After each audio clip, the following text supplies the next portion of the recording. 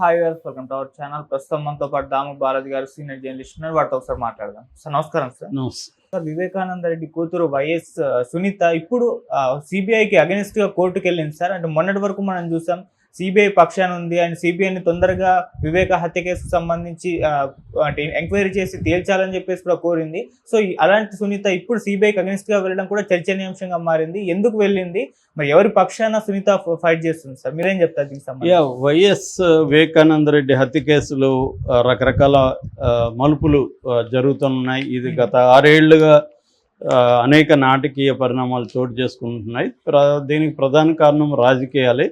అక్కడున్న తెలుగుదేశం కావచ్చు, ఇటు వైసీపీ కావచ్చు, ఇద్దరు కూడా ఈ హత్యను తమ రాజకీయ ప్రయోజనాల కోసం వాడుకుంటున్నారు. ఈ మధ్యలో సునీత ఎంటర్ అయింది. సునీత కూడా దీన్ని ఒకసారి ఏమో జగన్ వైపు ఉంటుంది, ఒకసారి చంద్రబాబు వైపు ఉంటుంది.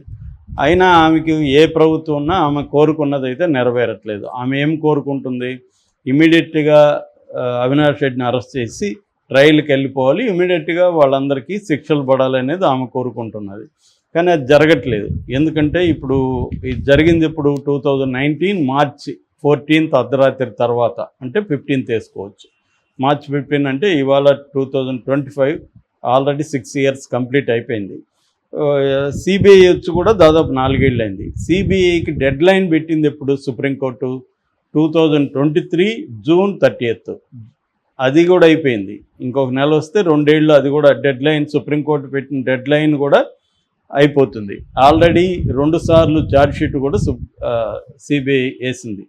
కానీ ఇంకా అది ముందుకు వెళ్ళలేదు. గతంలో అంటే జగన్ అడ్డుకున్నాడు అని తెలుగుదేశం మీడియా కావచ్చు, తెలుగుదేశం నాయకులు జగన్ మోడీతో కుమ్మక్కై జగన్ సిబిఐని విచారించకుండా ట్రయల్ జరగకుండా అడ్డుకుంటున్నాడని చెప్పారు. ఇదే సునీత షర్మిల కూడా ఇదే చెప్పారు. మరి ఇప్పుడు వాళ్ళ ప్రభుత్వం వచ్చింది, ఇంకా బ్రహ్మాండంగా మోడీకి వీళ్ళ మద్దతు మీదనే మోడీ ప్రభుత్వం కూడా నిలబడింది.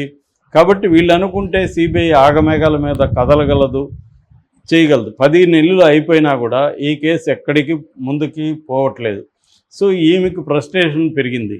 ఈమె అనేకసార్లు చంద్రబాబును కలిసింది, పోలీసులను కలుస్తుంది, ఎస్పీలను కలుస్తుంది, ఏమీ పట్టించుకోవట్లేదు. ఎందుకంటే చంద్రబాబుకైనా జగన్కైనా ఈ కేసుని తేల్చాలని లేదు. వాళ్ళు తమకి ఉపయోగపడితే ఉపయోగించుకుంటారు. ఇది తేలిపోతే వాళ్ళకి ఒక ఆయుధం పోయినట్టే. ఇప్పటికీ చంద్రబాబు దాన్ని పిండుతూనే ఉన్నాడు జగన్కి వ్యతిరేకంగా. ఎవరినో ఒకరిని బయటికి తీసుకొచ్చి దాన్ని ఏదో ఒకటి మాట్లాడి సాక్షులని అదని ఇదని దాని మీద సిట్లు వేయడం, ఇవన్నీ చేసి జగన్ని దాన్ని జనాల్లో బాబాయిని హూకిల్డ్ బాబాయ్ అని చేయాలనేది వీళ్ళ ప్లాన్. అందుకని సినిమాలు తీస్తున్నారు. అటు జగన్ వైపు నుంచి కూడా అది మొన్న కూడా హత్య అని ఒక సినిమా వచ్చింది, అది సునీత వాళ్ళే చంపించారన్నట్టుగా దాంట్లో పెట్టారు. దాన్ని ఎందుకు మరి వైసీపీ వాళ్ళు పెద్ద ప్రమోట్ చేయట్లేదు ఆ సినిమాని. ఎందుకు మళ్ళీ అనుకున్నారో ఏమో తెలియదు. ఏదేమైనా ఇది జగనే చంపించాడని సునీత అంటే చంద్రబాబు, సునీతనే చంపించాడని వైసీపీ, ఇలాగా వీళ్ళు డ్రామాలు ఉన్నారు. సో ఈ నేపథ్యంలో ఈమె నిన్న హైకోర్టులో పిటిషన్ విచారణకు వచ్చింది. ఈమె వేసిన పిటిషన్ను ప్రధాన ప్రతివాదిగా సిబిఐని చేర్చింది. ఇప్పటి వరకు సిబిఐ మీద ఈమె గట్టిగా పోరాటం ఎప్పుడు చేయలేదు. సిబిఐకి అనుకూలంగానే ఉంది. సిబిఐకి మద్దతుగా తాను కూడా ఇంప్లీడ్ అవుతానని అనేకసార్లు కోర్టుని ఇది అంటే సిబిఐ అడ్వకేట్లకి మా అడ్వకేట్లు పర్సనల్ అడ్వకేట్లు హెల్ప్ చేస్తారని కూడా ఆమె కోర్టు నుంచి పర్మిషన్ తీసుకొచ్చుకోగలిగింది. సో సిబిఐకి ఆమె సపోర్ట్ చేస్తూ ఉంది. కానీ సిబిఐ మీద ఫస్ట్ టైం ఆమె నిన్న పిటిషన్ వేసింది. అదేంటంటే సిబిఐ ముందుకు వెళ్ళట్లేదు, ఈ కేసులో త్వరగా చేయమనండి, రోజువారీ విచారణ సిబిఐ కోర్టుని చేయమని చెప్పండి. సో 6 నెలల్లో సిబిఐ కోర్టు దీన్ని తేల్చమని చెప్పండి అని ఆమె కోర్టుకు వెళ్ళింది. కోర్టు ప్రతివాదులుగా ఒక సిబిఐ ఉంది, అట్లాగే నిందితులందరినీ కూడా ప్రతివాదులుగా ఆమె చేర్చింది. నిందితులందరికీ వ్యక్తిగతంగా తాను నోటీసులు పంపించడానికి కూడా హైకోర్టు పర్మిషన్ అడిగిందామె, హైకోర్టు ఇచ్చింది. సో ఇక్కడ ప్రధానంగా ఏంటంటే ఒకటి, సిబిఐ ఎందుకు ఇలా పనిచేస్తుంది, ఆలస్యం చేస్తుంది సిబిఐ అనే దానికి కారణాలు ఏంటనేప్పుడు, ఒకటి పొలిటికల్ రీజన్స్. మామూలుగా సిబిఐ కానీ ఈడీ కానీ లేకపోతే ఎనీ నేషనల్ ఇన్వెస్టిగేటివ్ ఏజెన్సీలు లేదా స్టేట్లో ఉండే ఇన్వెస్టిగేటివ్ ఏజెన్సీలు స్టేట్ గవర్నమెంట్ కంట్రోల్లో ఉంటాయి, నేషనల్లో ఉండేవి సెంట్రల్ గవర్నమెంట్ కంట్రోల్లో ఉంటాయి. ఇది అందరికీ తెలిసిందే. ఎందుకంటే ఆ డైరెక్టర్ల నియామకం ఫైనల్గా మోడీ అనుకున్న వాళ్ళే ఉంటారు. కాబట్టి టాప్ వ్యవస్థలన్నీ కూడా మోడీ కంట్రోల్లో ఉంటాయి. సో మోడీ అనుకుంటే వేగంగా కదులుతాయి, అవతల వాళ్ళని అరెస్టులు చేస్తే మనం చూసాం ఢిల్లీ లిక్కర్ స్కామ్లు ఎంత వేగంగా కదిలి అందరినీ జైలు వేశారో చూసాం. మళ్ళీ ఇప్పుడు సైలెంట్గా ఉన్నారు చూడు. అంటే వాళ్ళకి అవసరం ఉన్న ఎలక్షన్ ముందు అవసరం కాబట్టి వేగంగా కదిలారు, మళ్ళీ సైలెంట్ అయిపోయారు. మళ్ళీ ఎలక్షన్ వస్తుంది అనుకున్నప్పుడు వేగంగా కదులుతారు. ఇదొక సిస్టమేటిక్గా చేస్తున్నారు. సో అదొక కారణం. అంటే మోడీకి జగన్ ఇమ్మీడియట్గా జైలుకి, జగన్ కావచ్చు, అవినాష్ రెడ్డి కావచ్చు, ఎవరైనా జైలుకి వెళ్ళే అవసరం మోడీకి లేదు కాబట్టి పెండింగ్లో ఉంటుంది. ఇక సిబిఐ కారణాలు సిబిఐకి ఉంటుంది. సిబిఐ ఏంటంటే మనం అనుకుంటాం ప్రతిదానికి సిబిఐని వేస్తున్నారు, సిబిఐ చాలా ఎబ్సెంట్ ఆర్గనైజేషన్, ఏది జరిగినా సిబిఐకి ఇవ్వండి అని డిమాండ్ చేస్తుంటారు.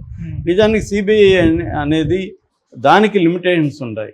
సిబిఐ ఏంటంటే సిబిఐలో 7,295 మంది పనిచేస్తుంటారు. అందులో 5,006 మంది అధికారులు ఉంటారు.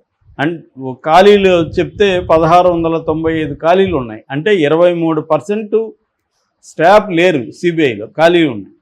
సో ఉన్నది వీళ్ళు. కేసులేమో 1000 కేసులు పెండింగ్లో ఉన్నాయి. దాదాపు 7,300 నుంచి 7,700 కేసులు పెండింగ్లో ఉన్నాయని నేను మ్యాగజైన్స్లో చదివాను. ఈవెన్ గ్రోక్ను అడిగితే కూడా గ్రోక్ ఇదే ఫిగర్ ఇచ్చింది. సో ఆ స్థాయి పెండింగ్లు ఉంటే కేసులు ఎక్కడ సిబిఐ కేసుల్ని తేల్చడానికి ఎంతకాలం పడుతుంది? అంటే కొన్నేమో ట్రయల్ కాకుండా ఉన్నాయి. 6,903 కేసులు, ముఖ్యంగా కరప్షన్ కేసులు ట్రయల్లో కంప్లీట్ కాకుండా ట్రయల్లో పెండింగ్లో ఉన్నాయి. ఒక 658 కేసులు ఇన్వెస్టిగేషన్లో పెండింగ్లో ఉన్నాయి. ఎందుకంటే వీళ్ళకి స్టాఫ్ లేకపోవడం, వేలాది పేజీలు పెట్టాల్సి రావడం. ఫర్ ఎగ్జాంపుల్ ఈ కేసులో చూస్తే, వివేకానంద రెడ్డి కేసులో మొన్న సునీత కూడా పిటిషన్లో పేర్కొనింది ఏంటంటే ఈ ప్రతివాదుల అడ్వకేట్లకి సిబిఐ కొన్ని డాక్యుమెంట్స్ని హార్డ్ డిస్క్లో వేసి ఇచ్చింది. వాళ్ళేమంటున్నారు ప్రతివాదుల అడ్వకేట్లు, అసలు హార్డ్ డిస్క్లు ఓపెన్ కావట్లేదు, మాకు హార్డ్ కాపీలు ఇవ్వండి అంటున్నారు. హార్డ్ కాపీలు ఏమో లక్షల పేజీల్లో ఉన్నాయి. ఎందుకంటే వందలాది మంది సాక్షులు ఉన్నారు, దీంట్లో లక్షల పేజీల వ్యవహారం ఉంది. దాన్నంతా ప్రింట్అవుట్లు తీసి ఇవ్వడం అనేది సాధ్యం కాదు. హార్డ్ డిస్క్లు ఏమో పనిచేయలేదు అంటున్నారు. ఇలాగ 15 మంత్స్ ఈ పాయింట్ మీదే 15 మంత్స్ పెండింగ్లో ఉంది అని సునీత నిన్న ఆర్గ్యూ చేశారు, సునీత తరపున. అంటే ఒక డాక్యుమెంట్స్ ఇవ్వడానికి, మనం రామోజీరావు కేసులో కూడా ఇదే, వాళ్ళ డాక్యుమెంట్స్ కొన్ని లారీలు వేసుకురావాలి, మేము అంత ఇవ్వలేమని మన ఆయన ఉండవల్లి అరుణ్ కుమార్కి చెప్పారు. సో ఆయన మళ్ళీ వాటిని ఫస్ట్ వేసి ఇచ్చారు, మళ్ళీ వాటిని ఇదో అడిగారు ఆయన, సాఫ్ట్ కాపీలు ఇవ్వట్లేదు వీళ్ళు. దానివల్ల పెండింగ్. అంటే ఎలా కోర్టుల్లో పోస్ట్పోన్లు అవుతున్నాయంటే భయంకరమైన సిల్లీ రీజన్స్ కనిపిస్తూ ఉంటాయి పైన మనకి, కానీ వాళ్ళ సమస్యలు వాళ్ళకి. సో అందువల్ల సిబిఐకి ఇవన్నీ తయారు చేయాలి డాక్యుమెంట్స్. తర్వాత వనరులు కూడా మనం ఊహించినంత వనరులు ఏమీ లేవు. తర్వాత అది అనేక లీగల్, దీంట్లో వీళ్ళ కంట్రోల్లో అన్ని విషయాలు ఉండవు. ఒకసారి వాళ్ళు టైం అడుగుతుంటారు, ప్రతివాదులు ప్రతిసారి టైం అడుగుతుంటారు. ఇక్కడ కూడా గవర్నమెంట్లో కూడా వీళ్ళకి అనేక పర్మిషన్స్ రావాల్సి ఉంటుంది. ఏ రాష్ట్రంలో వాళ్ళు పోయి చేయాలన్న రాష్ట్రం ప్రత్యేక పర్మిషన్, జనరల్ కాన్సెంట్ అంటారు. జనరల్ కాన్సెంట్ అంటే అనుమతి ఇవ్వాల్సి ఉంటుంది. వాటిలో లేట్ అయిపోతాయి. అట్లా అనేక సార్లు ఇప్పుడు సాక్షులు రారు వేళకి. ఇలాగా రకరకాల కారణాలతో పోస్ట్పోన్లు అవుతుంటాయి. ఒక్కోసారి కోర్టుల్లో పెండింగ్లో, నేను చాలాసార్లు చెప్తుంటాను, 5 కోట్ల కేసులు ఇండియాలో పెండింగ్లో ఉన్నాయి. సో ఈ కోర్టుల్లో కేసులు పెండింగ్లో ఉన్నప్పుడు ఒక్కొక్కసారి ఒక పిటిషన్కి 1 మంత్, నెక్స్ట్ పిటిషన్కి 1 మంత్ గ్యాప్ వచ్చే అవకాశం ఉంది. ఇలాగా రకరకాల కారణాల వల్ల సిబిఐ కూడా ఏమీ చేయలేని పరిస్థితి. ఒకవేళ వేగంగా కదలాలనుకున్నా సిబిఐకి అంత ఇబ్బందులు ఉన్నాయి. అందుకనే పొలిటికల్గా మోడీ లాంటి వాళ్ళు రంగంలో దిగితే కానీ వీళ్ళు మిగతావన్నీ పక్కన పెట్టి ఈ కేసును టేకప్ చేయరు. ఈ కేసు మిగతా అన్ని కేసు అర్జెన్సీ లేదు ఈ కేసుల్లో. సిబిఐకి కానీ మోడీకి కానీ అర్జెన్సీ లేదు. అర్జెన్సీ ఎవరికి ఉంది?